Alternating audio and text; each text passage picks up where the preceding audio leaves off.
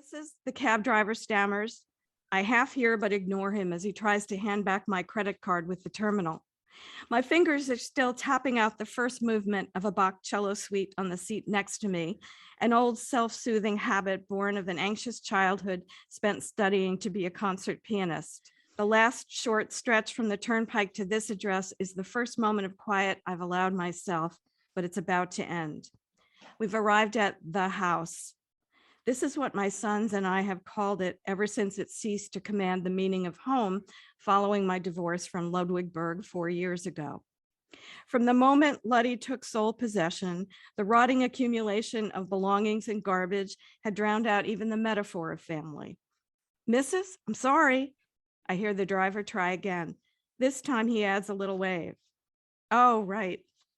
I sign for the ride, leave a nice tip, and then fumble the card back into my purse as I hand him the machine.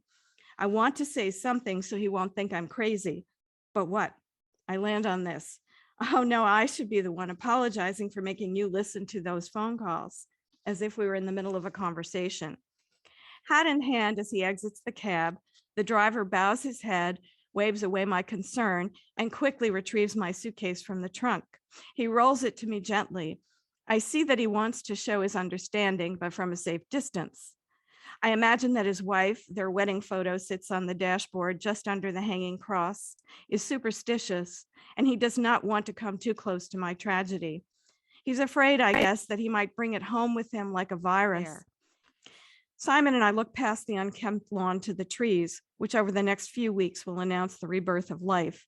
Now a snowy dogwood, soon the buds of deep purple lilacs, and finally the screaming red Japanese maple. Because Luddy hadn't mowed everything around the house the way he used to, a few pale violets have bravely appeared. Awash in memories and suddenly more conscious of the rain, we huddle closer to each other against the garage door. You'll love the violets, said the woman who'd sold us the house. I did. I do. I am glad, and so is Simon, that the police didn't ask us to open the garage. We have no idea what other junk Luddy might have piled in there during these last few years. Clearly, it must be a lot, as he'd parked his car outside on the driveway. Not a good sign as far as I was concerned.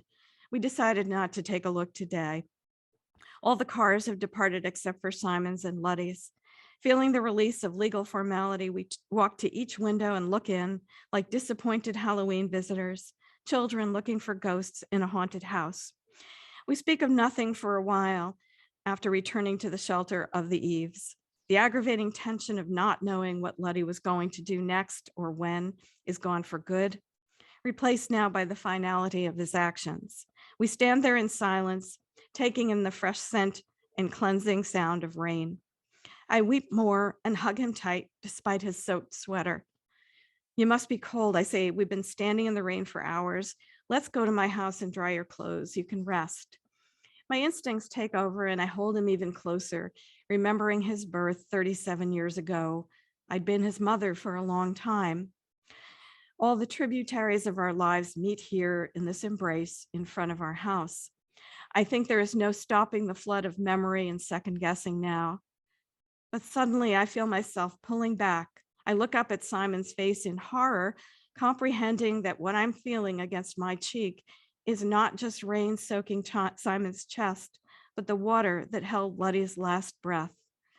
When the sob escapes my throat, Simon echoes my cry. A century passes before we are able to get into his car to drive the 2 long miles to my clean house. Japanese ceramists have a custom of repairing damaged ceramics with gold to make an object more valuable than it was before it was broken. This art is known as kintsugi. Luddy was fascinated by it, and that's what I wanted for us. I wanted him to listen to reason and try to repair our relationship and our home in a way that we both could treasure. But on this day in April 2008, I had to admit to myself that there wasn't enough gold in the world to handle the damage that was spreading like overflowing water through a widening crack in the vessel of our marriage.